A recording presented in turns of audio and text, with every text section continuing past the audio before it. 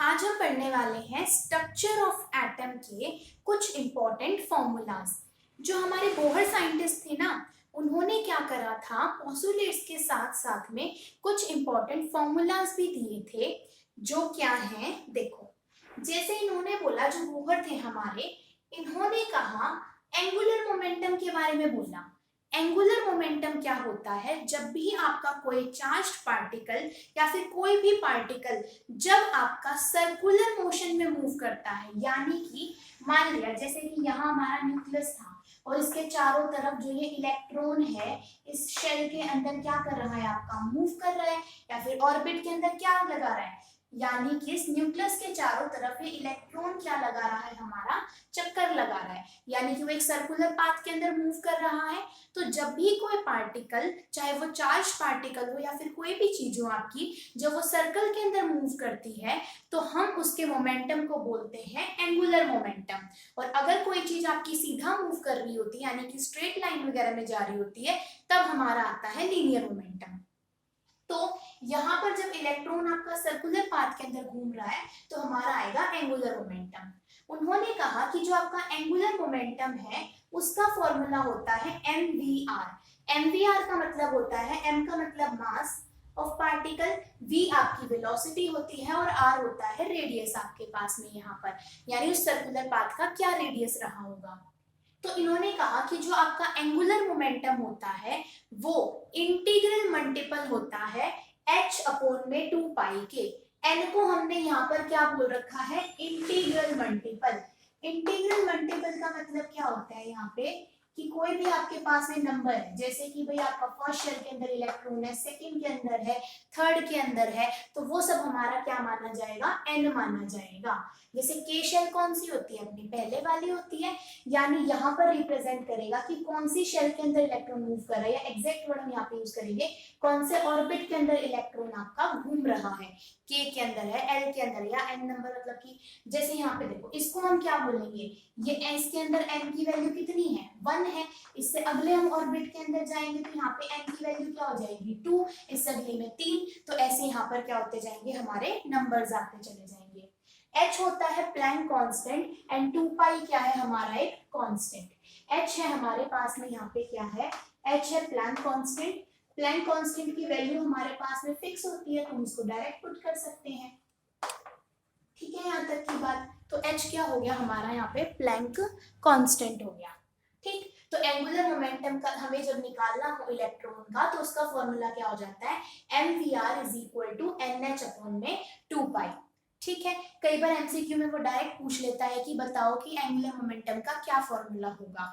ठीक है, या फिर जो, हाँ ठीक, उसके बाद बोलता है कि अगर आपको एनर्जी निकालनी है इलेक्ट्रॉन की इन nth orbit of the hydrogen atom, जितने भी ये फॉर्मूलेज हैं सब या तो ये हाइड्रोजन एटम पे लगेंगे या फिर हाइड्रोजन लाइक एटम्स पे। मतलब जैसे मैंने यहाँ पे लिखे हुए हैं हाइड्रोजन लाइक पार्टिकल्स, जैसे हाइड्रोजन के ऊपर कितना होता है आपका, एक इलेक्ट्रॉन होता है। अब देखो जैसे हीलियम है, हीलियम का एटॉमिक नंबर तो 2 होता है अपने पास में। ठीक है, यानी इसके अंदर क्या होंगे, 2 इलेक्ट्रॉन 2 प्रोटॉन। अगर ये अपने एक इलेक्ट्रॉन को लूज कर दे तो इसके ऊपर कितने अपने पास में इलेक्ट्रॉन बच गए, अब एक बच गया, पहले 2 थे ना, हीलियम के अंदर मान लिया 2 इलेक्ट्रॉन थे, एक इसने लूज कर दिया, तो अब कितना बच गया इसके अंदर, एक इलेक्ट्रॉन बच गया। और नॉर्मल हाइड्रोजन के अंदर भी तो कितना होता है, एक ही इलेक्ट्रॉन होता है, यानी जब हीलियम बना देगा हीलियम पॉजिटिव तो वो बन जाएगा हाइड्रोजन लाइक पार्टिकल। जैसे हम लिथियम की बात करें तो लिथियम का एटॉमिक नंबर होता है 3, यानी इसके अंदर 3 इलेक्ट्रॉन होंगे हमारे पास में। अगर इसे भी हाइड्रोजन जैसा बनना है तो इसको क्या करने पड़ेंगे, 2 इलेक्ट्रॉन को लूज करना पड़ेगा, इसने लूज कर दिया तो ये भी कैसा बन गया आपका हाइड्रोजन लाइक पार्टिकल हमारे पास में। तो ये सभी फॉर्मूले सिर्फ हाइड्रोजन एटम के ऊपर या फिर हाइड्रोजन लाइक पार्टिकल के ऊपर लगेंगे। सेकेंड बोलता है अगर हमें एनर्जी निकालनी है, मान लिया कि इलेक्ट्रॉन यहाँ पे सेकेंड ऑर्बिट के अंदर है, तो हमें बताना है कि इसकी यहाँ पर एनर्जी कितनी होगी। ठीक है, तो यहाँ पर हमारे पास में एनर्जी का फॉर्मूला होता है -2 पाई स्क्वायर m e का 4 n का स्क्वायर अपॉन में h का स्क्वायर यहाँ पर। ठीक है हमारे पास में, यानी कि अब देखो 2 पाई m और e ये सब क्या है, हमारे कांस्टेंट है, h है हमारे पास, मतलब कांस्टेंट नहीं है, इन सब की वैल्यूज हमें पता है। जब हम इन सब की वैल्यूज को पुट कर देते हैं तो हमारे पास में आता है -21.8 इंटू 10 की पावर -19। अब यहाँ पर लेकिन n की वैल्यू तो डिपेंड करेगी कौन से ऑर्बिट के अंदर है, तो यानी कि आपका एनर्जी का फॉर्मूला क्या बन जाएगा, ये वाला, और एनर्जी निकलेगी जूल पर एटम, यानी कि हम एक एटम के हिसाब से निकाल रहे हैं। ठीक है, तो इसमें आपसे वो क्या पूछेगा कि आपका पूरा सॉल्व करना तो नहीं आता पेपर में, या तो वो इस फॉर्मूले को पूछेगा एमसीक्यू में देके कि बताओ एनर्जी का क्या फॉर्मूला होगा, आपके पास 4 ऑप्शन देके पूछ सकता है। या फिर क्या पूछेगा कि मान लिया कि एक आपका जो इलेक्ट्रॉन था, मान लिया वो था फर्स्ट ऑर्बिट के अंदर, दूसरा है सेकेंड ऑर्बिट के अंदर, तो बताओ उनकी एनर्जी की क्या रेशियो आएगी, इस तरीके से पूछ सकता है। तो हमें यहाँ पर पता है कि जो एनर्जी है हमारे पास में इलेक्ट्रॉन की nth ऑर्बिट के अंदर हाइड्रोजन की, वो किसके बराबर होती है, इनवर्सली प्रोपोर्शनल होती है n के स्क्वायर के। तो इस वाले रिलेशन से हमसे रेशियो निकलवा सकता है। ठीक है, फिर अब यहाँ तो क्या होगा, ये तो मैंने हाइड्रोजन के लिए लिखा था। अब हाइड्रोजन का एटॉमिक नंबर तो 1 होता है, लेकिन अगर मान लिया मुझे हाइड्रोजन लाइक पार्टिकल है कोई, तो उसके अंदर यहाँ पर हम देखेंगे कि जो हमारी एनर्जी है वो डायरेक्टली प्रोपोर्शनल होती है एटॉमिक नंबर के स्क्वायर और इनवर्सली प्रोपोर्शनल होती है n के स्क्वायर के। यानी हाइड्रोजन के अंदर तो z का नंबर 1 होता है, z है यहाँ पर हमारे पास में एटॉमिक नंबर, तो इसीलिए वहां पर हमने नहीं लिखा था। लेकिन अगर कोई हाइड्रोजन लाइक पार्टिकल होगा, जैसे हीलियम हुआ तो यहाँ पर 2 आ जाएगा, लिथियम है तो यहाँ पे 3 आ जाएगा। तो यानी एनर्जी किसके रेशियो के ऊपर डिपेंड करती है, किसके डायरेक्टली इनवर्सली प्रोपोर्शनल है, directly proportional to z square and inversely proportional to n square. ठीक है, उसके बाद क्या दे रखा है हमको, अगला फॉर्मूला है radius of nth orbit for the hydrogen atom. मतलब कि किसी nth ऑर्बिट के अंदर, हमें नहीं पता भाई फर्स्ट ऑर्बिट के अंदर है, सेकंड ऑर्बिट के अंदर की, कौन से ऑर्बिट के अंदर है, पर हमें वहां पर क्या निकालनी है, रेडियस की रेशियो निकालनी है। ठीक है, तो जो आपकी रेडियस का फॉर्मूला होगा वो हो जाएगा Rn में लिखा है, nth ऑर्बिट की रेडियस है, is equal to a naught into का अपने पास में क्या आ जाएगा, a स्क्वायर हमारे पास में।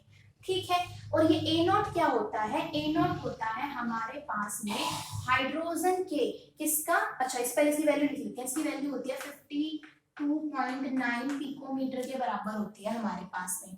ठीक है, और ये हमारे पास में क्या होती है, जो पहला ऑर्बिट होता है ना हाइड्रोजन का, यानी मानिए हाइड्रोजन का एटम है, तो इसका जो n1 यानी यहाँ तक की जो रेडियस है वो होती है 52.9 पिकोमीटर। यानी कि जो फर्स्ट ऑर्बिट है आपका हाइड्रोजन का, उसकी रेडियस कितनी होती है, 52.9 पिकोमीटर। यानी यहाँ पर ये क्या है, radius of first orbit of hydrogen, हाँ radius of first orbit of hydrogen है हमारे पास में ये। ठीक है, रेडियस ऑफ